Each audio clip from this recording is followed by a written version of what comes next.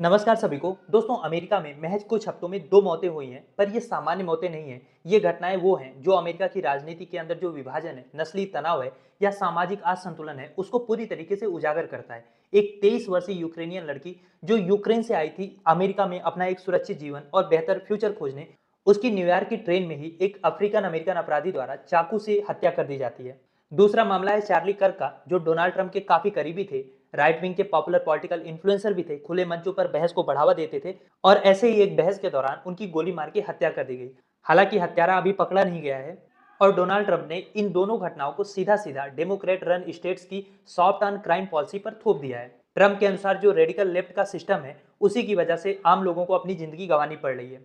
लेकिन सवाल यह है कि क्या ये एक आइसोलेटेड क्राइम है या सिस्टमेटिक फेलियर का नतीजा है? क्योंकि अगर आप दोनों घटनाओं को जोड़ के देखते हैं तो आपको पता चलता है कि अमेरिका अब सिर्फ पॉलिटिकल पोलराइजेशन से आगे बढ़ के पोटेंशियल आइडियोलॉजिकल वायलेंस की ओर बढ़ चुका है।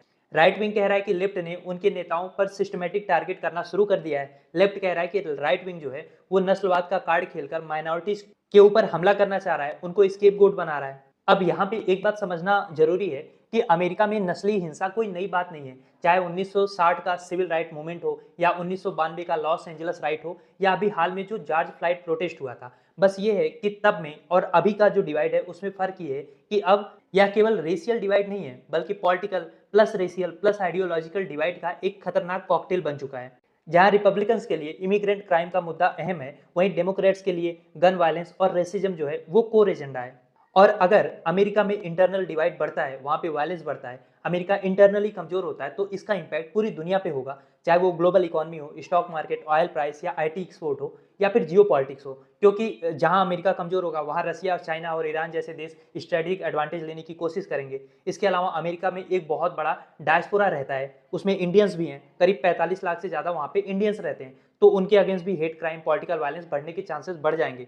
इसके अलावा अगर नफरत बढ़ती है ना, तो इसका आइडियोलॉजिकल एक्सपोर्ट भी होगा। नफरत का नैरेटिव ऑनलाइन प्लेटफॉर्म के जरिए भारत जैसे देशों में भी रेजोनेट कर सकता है।